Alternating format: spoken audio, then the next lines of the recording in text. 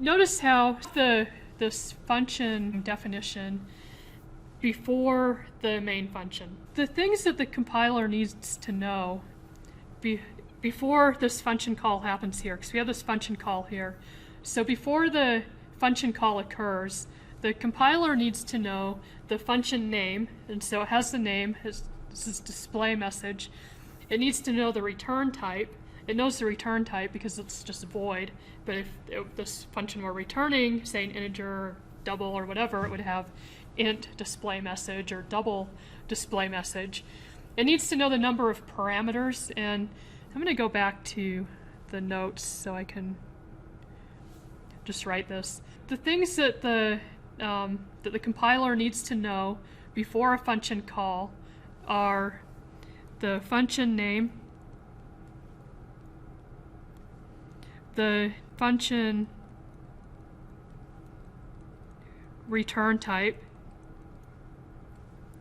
the number of parameters,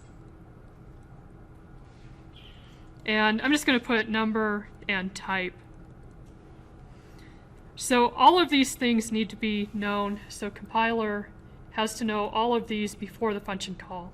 And if we have the function definition before the main function, then it gets those things. So there's two ways that we can get the compiler this information. We can either just put the function definition before the main function, or we can use what's called a function prototype. So there's two options to get the compiler this information. First of all, we can define the function before the main function, which we've done in the examples so far, or we can use a function prototype. So let's actually look at this code, and then we'll look at the one with the prototypes. So this code has two functions. One of them's, they're both void functions, so they're not returning anything. And one of them's name is first, and it says I am now inside the function first, so that's what it's going to print out. And then we have a second function called second, and this one says I'm now inside the function second. And then if we go into the main function, so both of these, since these function definitions appear before the main function, the compiler has all of the information it needs about the function before the function call. So if we go into the main function, it says I'm now starting in function main, and then we call this first function, so it's going to go up to this first function, cout, I am now inside the function first. It's going to come back to the main function. It calls this function second, and then if we go look at that function, it's going to cout to the console, I am now inside the function second, and then it's going to come back, and it's going to say back in main function again. So this is one way that we can define these functions. The other way is we can use what's called the function prototypes.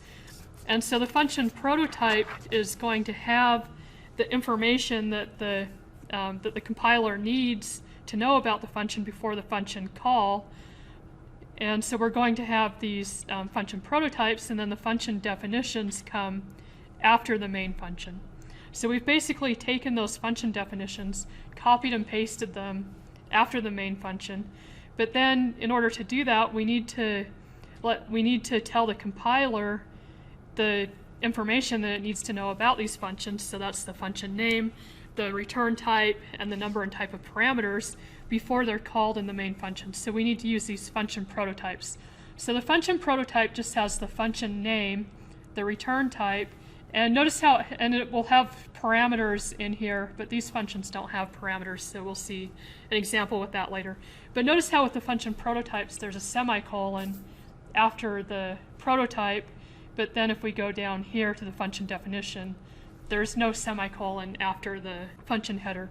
The reason why you would want to use a function prototype is it's really just how you prefer to do things. Some programmers like to have the main function very first, because that's where all C++ programs start. So if you have a bunch of functions before your main function, your program's actually going to start in the last function, which is the main function.